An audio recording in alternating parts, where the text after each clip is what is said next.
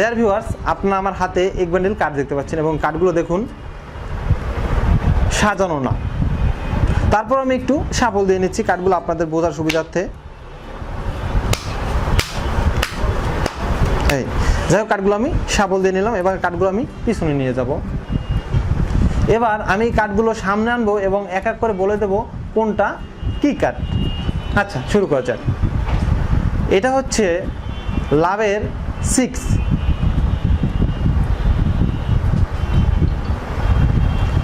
এটা হচ্ছে চিরার 8,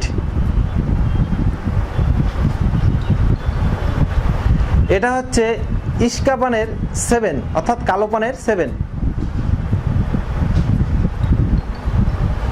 এটা হচ্ছে ইস্কাপানের 5।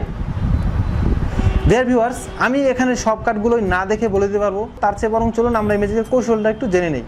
তো সেজন্য অবশ্যই ভিডিওতে একটা লাইক দিতে হবে এবং যারা যারা এখনও আমাদের চ্যানেলটি সাবস্ক্রাইব করেনি তারা অবশ্যই চ্যানেলটি সাবস্ক্রাইব করে নিন। ডিয়ার ভিউয়ার্স, এই ম্যাজিকের মূল কৌশলটা হচ্ছে এই লাস্টের কার্ডটা আপনাকে যে কোনোভাবে হোক জানতে হবে এবং এটা জানার সহজ উপায় হচ্ছে আপনি যখন শাফল দেবেন ঠিক তখনই লাস্টের কার্ডটা একটু দেখে নিলেন এটা হচ্ছে রুইতনের টেক্কা অর্থাৎ ডায়মন্ডের টেক্কা এবং তারপর চাইলেও আপনি উপর থেকে এভাবে শাফল করতে পারেন।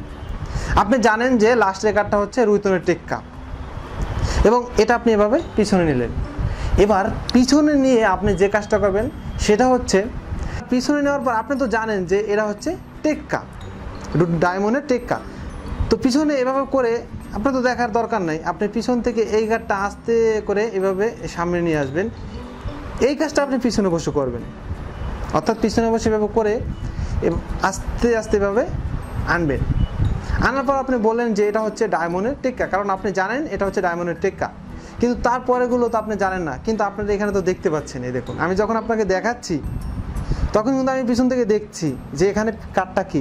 আমি বলছি ডায়মন্ডের টেক্কা এবং পিছন থেকে আমি একটু দেখে নিলাম এটা হচ্ছে হরতনের সাহেব।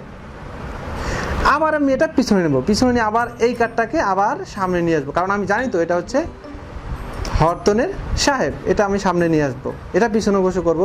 সবসময় রাখবেন টাচগুলো যেন সমান থাকে। পিছনে নিয়ে এসে আবার এটা দেখালাম, এটা হচ্ছে হরতনের সাহেব। আমি পিছন থেকে কিন্তু কার্ডগুলো দেখে নিচ্ছি। এভাবে একটা দেখবেন এবং সামনে এসে দর্শককে দেখাবেন, তাহলে সবগুলো কার্ড আমি বলতে পারবো।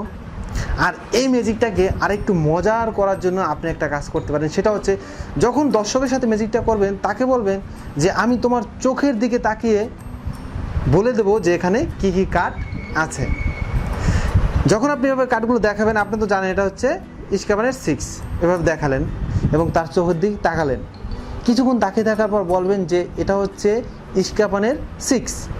ঠিক তখনই আপনি পিছন থেকে এই কার্ডটা একটু দেখে নেবেন। আবার এটা ঘুরিয়ে পিছনে বসে করবেন এই কাজগুলো, ঘুরিয়ে সামনে এনে এবং সামনে আনবেন। আনার পর আবার তার চোখের দিকে একটু তাকাবেন এবং বলবেন এটা হচ্ছে হরতনের 5। এভাবে আপনি তার চোখের দিক তাকিয়ে সবগুলো কার্ড বলে দেবেন, তাহলে ম্যাজিকটা আরও মজার হবে। দর্শক বুঝতে পারবেন না যে আপনি কীভাবে ম্যাজিকটা করলেন। তো আশা করি আপনাদের ম্যাজিকটা খুবই ভালো লেগেছে। বিশেষ করে যারা একটু ছোট তারা এই ম্যাজিকটা খুবই সহজে দেখাতে পারবেন। আর আপনারা কোন ধরনের ম্যাজিক শিখতে চান তো অবশ্যই কমেন্টস করে জানাবেন। সবাই ভালো থাকবেন, সুস্থ থাকবেন।